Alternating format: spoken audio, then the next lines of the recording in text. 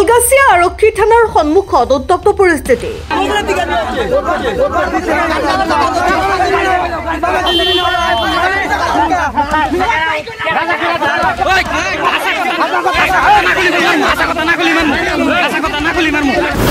ভাং ব্যৱসায় বন্ধ কৰাৰ দাবীত খৰাইছে সাব্যস্ত কৰিলে উত্তাল প্ৰতিবাদ।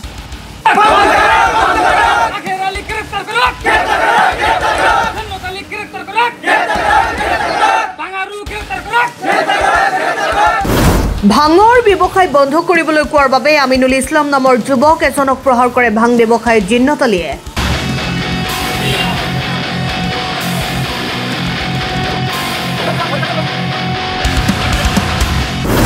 ভাং ব্যৱসায়ী জিন্নতালী আৰু আখেৰ আলীক গ্ৰেপ্তাৰৰ দাবী জনাইছে ৰাইজে।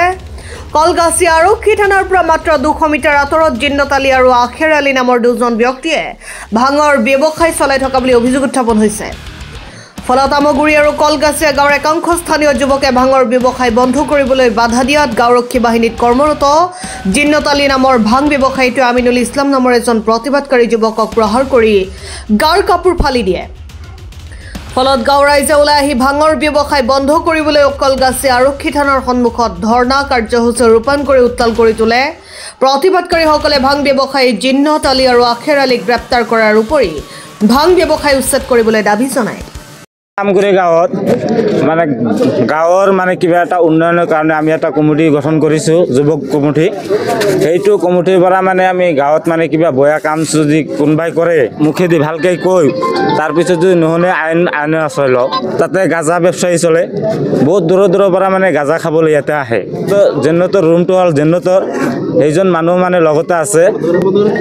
মানুহ 2-1জন ধৰা হৈছিল, 2-1জন হাতৰ পৰা পলাইছে। মাৰপিট কৰিলে জিন্নতালীয়ে। ভাঙৰ ব্যৱসায়ী ইয়াতে নচলিব, আপোনালোকে এইটো বস্তু বন্ধ কৰি দিয়ক। সেইকাৰণে জিন্নতালীয়ে আমাক ডিঙিত ধৰি মানে গাঁৱত চলা আছিল, চলাটো ছিঙি দিছে আৰু মাৰপিট কৰিছে। মানে এতিয়া আপোনালোকে ক'ত আহিছে? আমি এতিয়া আইনৰ আশ্ৰয় ল'বলৈ খুজিছোঁ, থানাত আহিছোঁ। হয়, প্ৰতিবাদ হ'ল। প্ৰতিবাদ হ'ল ভাঙৰ ব্যৱসায়ী নচলিব ইয়াতে আৰু আমাৰ থানাত ইজাহাৰ দিম বুলি ভাবিছোঁ। সেইকাৰণে গোটেইকেইটা আহিছোঁ। পুলিচক এইটো আমাৰ অনুৰোধ, পুলিচে এইটো বস্তু বন্ধ কৰিব লাগে, গ্ৰেপ্তাৰ কৰিব লাগে। জিন্নতালী আৰু আখেৰ আলী দুটাই মানে শ্বেয়াৰ বিজনেছ কৰে। কলগাছিয়া থানাৰ পৰা 500 মিটাৰ মান হ'ব। থানাৰ সন্মুখতে হয় ছাৰ। ভাঙৰ বেহা চলে আৰু ইতিমধ্যে আমাৰ আমগুৰি গাঁৱৰ যিখিনি যুৱক আছে তেওঁলোকে এটা মানে অভিযোগ দাখিল কৰিছে যে তাতে ভাঙৰ বেহা চলে আৰু এই যুৱকখিনিয়ে এটা উদ্যোগ লৈ সেই ভাং খোৱা বন্ধ হ'ব লাগে। তাৰে মানে কথাটো ক'বলৈ যাওঁতে আমিনুল ইছলামক জিন্নতালীয়ে প্ৰহাৰ কৰিছে। মই এইমাত্ৰ আহি খবৰটো পালোঁ, কিন্তু মোৰ কথা হ'ল যে এই ভাঙৰ বেহা য'তেই নহওক কিয় এইটো বন্ধ হ'ব লাগে। কাৰণ এই ভাং, ড্ৰাগছ, মদ এইবিলাকে যুৱ সমাজ ধ্বংসৰ মুখলৈ লৈ গৈ আছে। গতিকে যিকোনো ঠাইত এই ভাং, জুৱা, মদ, ড্ৰাগছ এইবোৰ নচলক কিয় সেইটো অতি সোনকালে প্ৰশাসনে বন্ধ কৰিব লাগে। আৰু আমি অসমৰ মুখ্যমন্ত্ৰী ডাঙৰীয়াক অনুৰোধ জনাইছোঁ যাতে আমাৰ এই মাইনৰিটি এৰিয়াখিনিত এইধৰণে ড্ৰাগছ, মদ, ভাং এইবিলাক যাতে মানে প্ৰচলন নহয়, এই পদক্ষেপ অতি সোনকালে মুখ্যমন্ত্ৰী ডাঙৰীয়াই প্ৰশাসনৰ হতুৱাই ল'ব লাগে। যুৱ সমাজক যাতে এটা সুন্দৰ ভৱিষ্যত লৈ আগুৱাই যোৱাৰ কাৰণে সুবিধা কৰি দিয়ে, এইটো মোৰ অনুৰোধ। মানে ইয়াতে ভাঙৰ ব্যৱসায়টো কৰে আখেৰ আলী। কলগাছি থানাৰ পৰা সন্মুখৰ পৰা চোৱা যায়, দেখা যায়। তাত মানে আমি যুৱক কমিটিৰ পৰা গৈছোঁ, যাই কিনে ধৰিছোঁ। ধৰাৰ পিছত বিডিপি ছেক্ৰেটাৰী যি আছে তাৰ নাম জিন্নতালী। সেইজন মানুহে তাক মানে ধৰিছোঁ কিয় ভাঙৰ ব্যৱসায়ীজনো মানে আমি কৈছোঁ কিয় সেইকাৰণে তাক মাৰিছে। ধৰিব নালাগে মানে আমিনুলক মাৰিছে, ডেগাৰ লৈ আহিছে পিছত কেনে মানে আমি গোটেইকেইটা গৈছোঁ। তাৰ পিছত ডেগাৰ লৈ আহিছে মানে সেইটো ভিডিঅ' ফুটেজটো আছে আমাৰ তাতে। কি বন্ধ কৰিব লাগে? ভাঙৰ ব্যৱসায়টো বন্ধ কৰিব লাগে। আৰু যিজন মানুহৰ ঘৰৰ সন্মুখত ভাঙৰ ব্যৱসায়টো দিছে সেইজন মানুহে মানে ৰুমটো তাৰ জিন্নতালী নাম আৰু আছে এটা হালিম আলী। আৰু তাই মানে বিডিপিৰ ছেক্ৰেটাৰী কেনেকৈ হ'ল এইটো মানে আমি নাজানো। মানে তাই হৈ কেনে যে ভাঙৰ ব্যৱসায়টো কিয় কৰে আৰু তাই মানে ডিভোটাৰ হয়।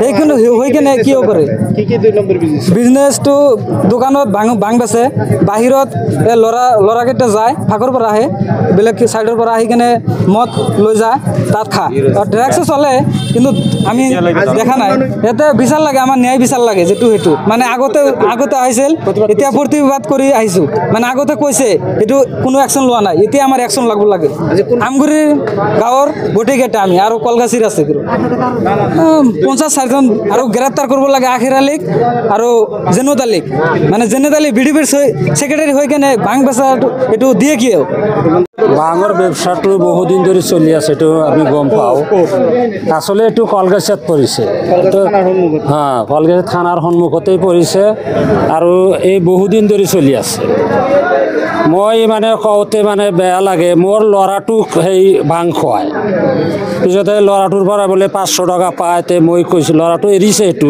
খোৱাটো তে এই ল'ৰাটোৰ পৰা টকা মই ভাবিছোঁ যে টকাটো খুজিলে হ'ল কিন্তু টকা নোখোজে সি মানে গোটেই সৰু এই ক্লাছ 3ত পঢ়ে তেনেকুৱা ল'ৰা ছোৱালীক ল'ৰাকে ভাং খুৱাই আছে আখেৰৰ দোকানৰ পৰা এইটো বন্ধ কৰিব লাগে আৰু এইটো ভাঙৰ দোকানটো উচ্ছেদ কৰিব লাগে এইটো প্ৰশাসনৰ ওচৰত মই কাকতি মিনতি কৰিছোঁ আৰু যিসকলে জড়িত আছে তেওঁলোকক মানে শাস্তি দিব লাগে আইনমতে যেটো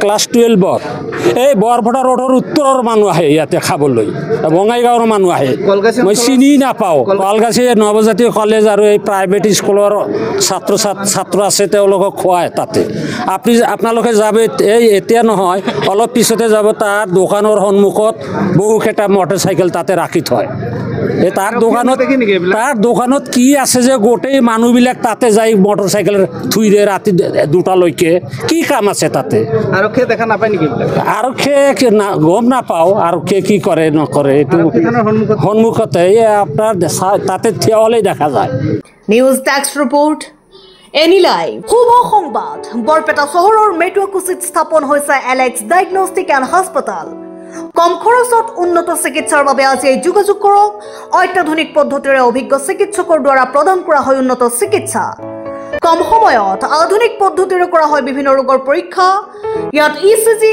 আল্ট্ৰাছনোগ্ৰাফি সকলো ধৰণৰ ব্লাড টেষ্টৰ উপৰিও জটিল সকলো ধৰণৰ পৰীক্ষা কৰা হয় আজি যোগাযোগ কৰক যোগাযোগৰ নম্বৰ 6003136135 নাইবা 8099273960 নম্বৰত